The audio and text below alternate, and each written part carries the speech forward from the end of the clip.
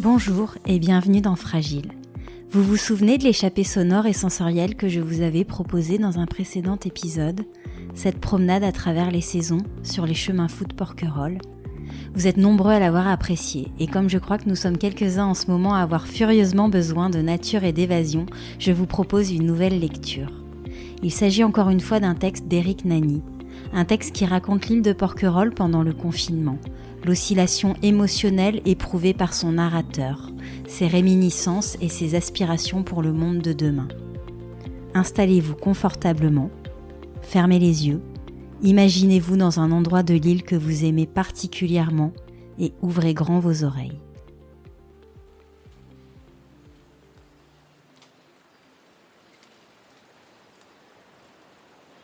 Je vais comme dans un rêve, d'étonnement en étonnement. Au début, je me suis laissé porter par les délicieuses sensations d'un hiver qui se prolongeait. Et au fil des jours, j'ai ressenti, enfin je suppose, les agréables et sourdes perceptions d'une chrysalide dans son cocon. Je connaissais des silences, le silence inquiétant des nuits sans lune, celui calfeutrant et capitonnant qui nous surprend aux premières neiges, ceux aléatoires des levées de drapeaux, des remerciements émus, et encore celui légèrement bruissant des caresses sur ma peau. Mais le silence du silence, celui qui nous incite au calme, qui nous borde d'une ambiance particulière, qui nous détache du temps, qui le distend, qui altère nos repères. Celui-là, ma mémoire a sans doute retrouvé sa trace dans son passé lointain, et je suppose que les bien plus jeunes que moi, eux, ont été agréablement surpris, émus et séduits par cette nouvelle et belle rencontre avec lui. Dans les journées qui ont suivi, j'ai apprécié les rééquilibres naturels que ces intemporalités provoquaient. Une certaine lenteur, une sensation de légèreté et surtout une connexion particulière avec la nature. Comme une intime plénitude libérée de tout. Une aube nouvelle, un élan dont il nous faut subir le flot. Un apprentissage ou une rééducation de l'écoute au chant des oiseaux, au bruit de la vie auquel on ne prêtait plus attention, aux voix que l'on reconnaît parce qu'elles ne sont plus couvertes par celles que l'on ne connaît pas, aux moindres cliquetis, aux infimes humeurs du vent pour enfin ressentir les très rares choses où dure l'éternel. Tout animait d'un peu d'ardeur mon esprit contemplatif aux rêves trop souvent interrompus par le clocher qui martèle l'écoulement du temps. J'ai pensé que nous allions retrouver chacun, à notre façon, les émotions magiques de notre enfance, recouvrer nos fantasmes de liberté, enfin tout ce qui depuis les années 70 n'était plus dans notre mémoire qu'une chorégraphie d'émotions égarées de génération en génération. Nous allions enfin vivre l'île comme nous l'avions tant de fois entendu être vécue.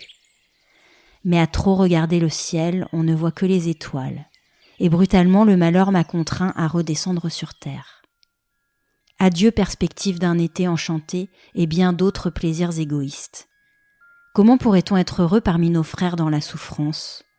Comment ne pas réagir à ces émotions qui nous abîment et nous dévastent à chaque fois que notre conscience est heurtée, quand une guerre fait des ravages, quand le racisme humilie, que l'homophobie insulte ou quand l'indifférence affame les enfants et les plus démunis. Cette empathie qui devait répondre à une nécessité de notre être, nous la perdons peu à peu. Faut-il croire que les catastrophes existent afin de ranimer notre amour pour les autres ?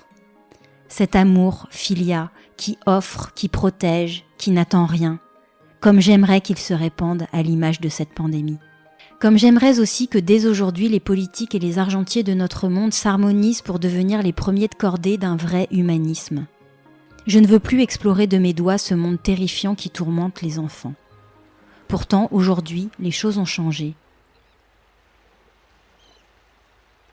Quelle souveraineté dans le calme des bruits de la nature.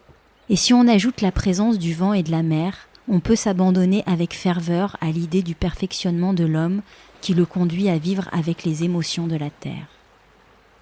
Devant lui se déroule un autre chemin possible, au milieu de jardins inoubliables, de rivières pleines de vie, de chants durant les nuits étoilées. N'y a-t-il pas autant de bonheur à composer le meilleur des mondes que de recommencer le plus laid ? Faut-il hésiter plus longtemps de se défaire de ce passé qui exhale son souffle fade et réaliser enfin le bonheur de l'homme par lequel la nature poursuivra son propre bonheur, comme une pluie qu'elle aura patiemment attendue.